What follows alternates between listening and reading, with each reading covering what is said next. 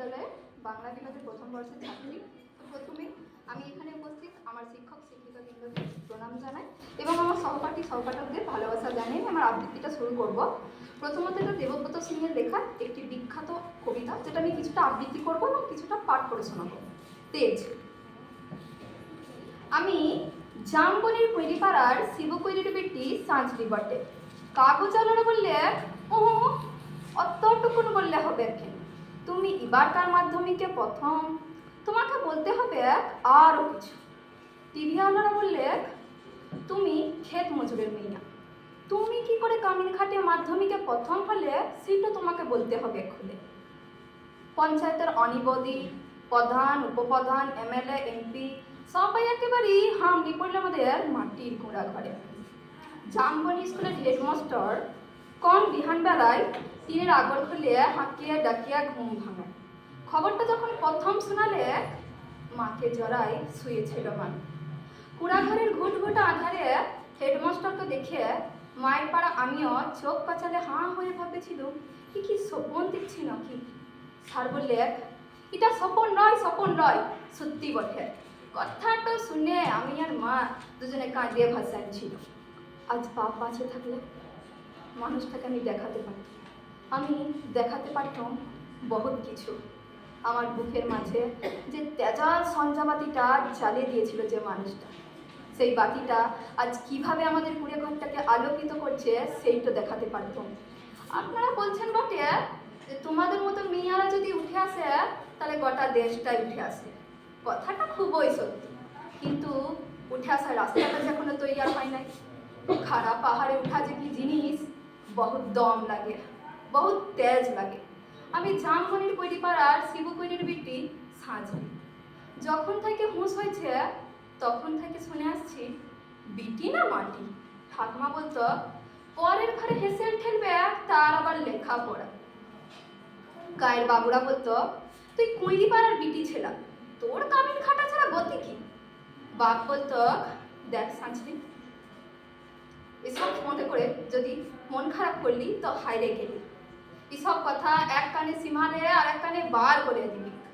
তখন বাবুপাড়ার কুচিল দিঘরার ঘরে কামিন খাটত মা।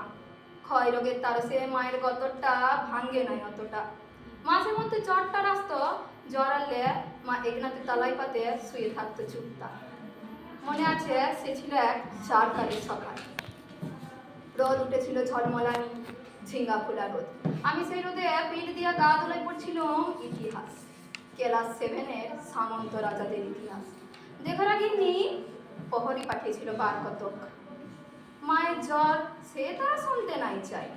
আমাদের দিদি বুড়ি তখন বাঁচে, কুলতলায় বসে ছেঁড়া কম্বল মুড়ি দিয়ে বিড়ি ফুঁকছিল বুড়ি। শেষ তক বুড়ি সেদিন পরান থেকে উঠায় বাবু বাড়ির কাজটুকুন করতে পাঠাইছিল আমাকে।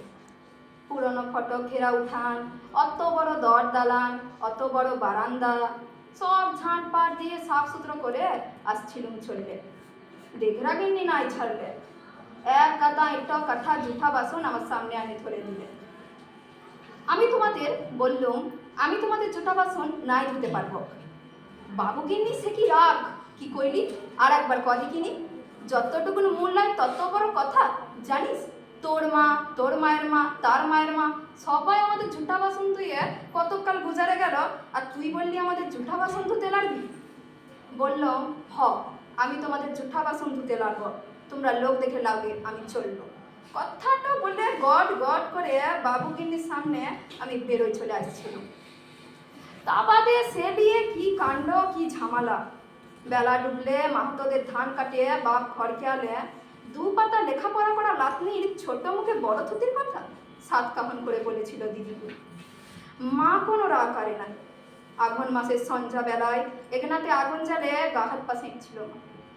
এক মাথা ঝাঁকড়া কালো চুল ছাঁকানো বাপের পেটানো পাথরের মুখটা ঝলকে উঠেছিল আগুনের আঁচে। বাপের অমন চেহারা আমি কোনোদিনও দেখি নাই। বাপ সেদিন মা দিদি বড়ির সম্মুখে আমাকে কাজকে ডাকে মাথায় হাত বুলায় গমগমা গলায় বলেছিল, যা করেছিস বেশ করেছিস। শুন, তোর মা, তোর মায়ের মা, তার মায়ের মা সবাই করেছিল কামিনী গিরি। বাবু ঘরে গতর খাটানি খাইছে, তাতে হয়েছেটা কি? এই কথাটা মনে রাখবি সাঁঝরি, তুই কিন্তু কামিন হওয়ার লাগে জন্মাস নাই। যত বড় লাট সাইডি হোক না কেন, কারো কাছে মাথা লয় নিজের তেজ বিকাবি নাই।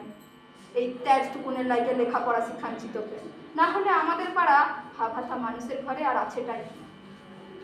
আমি জামবনির কুইরি পাড়ার শিবু কুইরির বিটি সাজবো।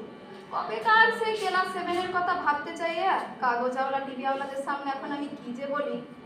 তালপাতা রদ দিয়ে ঘেরা গোকুললতার এগনাতে লোকে এখন লোকাকার। তার মাঝে বাঁশি বাজায়, জিপ গাড়িতে চাপে, আগু পিছু পুলিশ নিয়ে মন্ত্রী আলেক ছুটে। কোথায় সাজদি কুইরি, কোথায়? বলতে বলতে বন্দুকধারী পুলিশ নিয়ে সূর্যা আমাদের মাটির গুড়া ঘরে। হেড স্যার বললে, প্রণাম কর সাজদি, প্রণাম কর।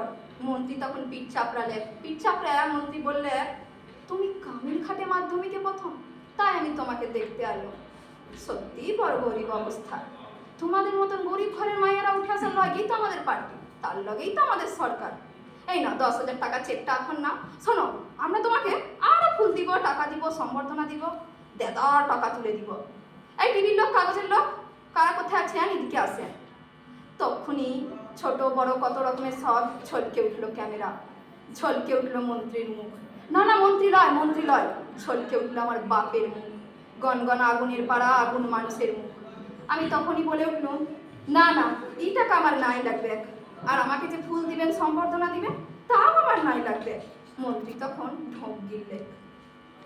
গায়ের সেই দেখরাগিনীর বড় বেটা, সে এখন পার্টির বড় নেতা। ভিড় ঠেলে সে আসে বললে, কেন রে, কি হয়েছে রে সাজদি? তুই তো আমাদের ঘরে কামিন ছিলি, বল তোর কি কি লাগবে, কি কি লাগবে শুধু একবার খুলে বল।